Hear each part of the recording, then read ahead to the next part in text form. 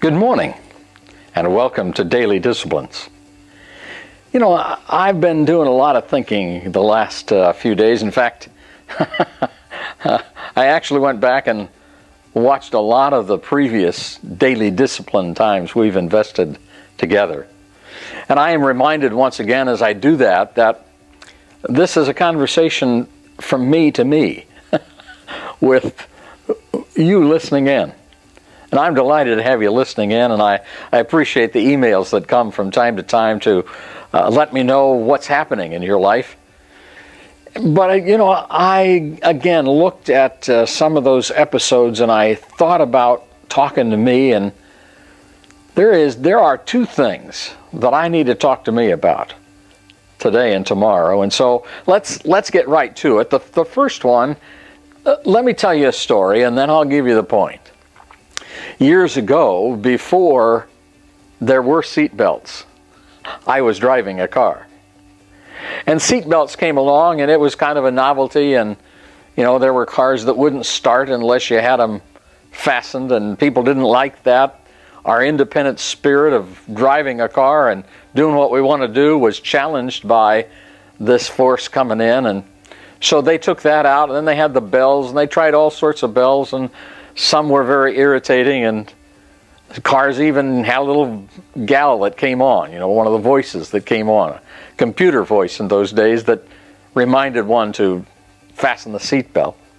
And then the laws began to be passed, and they were there for obviously good reasons. Lives are saved in the process.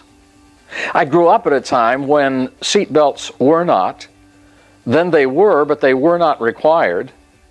And then they were, and they were required, and I began to fasten my seatbelt on a more regular basis. But here's the point.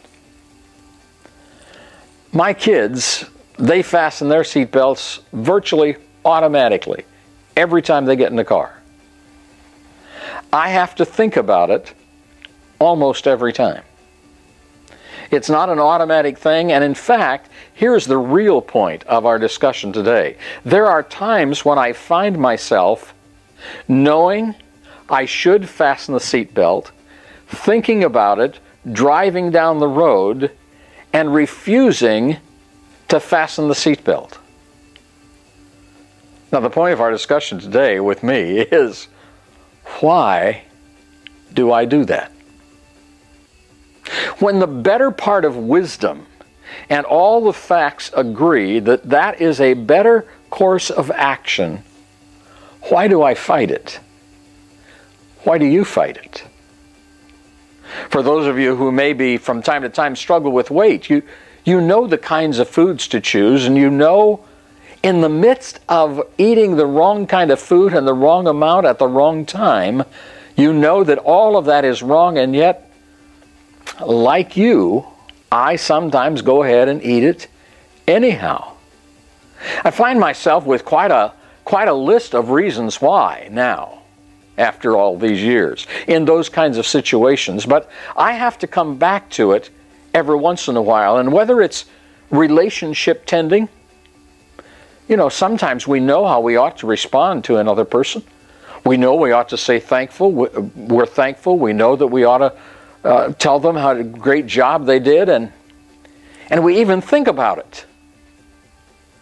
All of wisdom and all the facts say that is the right thing to do. And yet somehow we don't. Or it's in our vocational focus. Now, vocation for some of you is school, and vocation for some of you is a job. In your focus on that, there are things you know that need to be done. You know when to do them, you know why to do them, you know how to do them.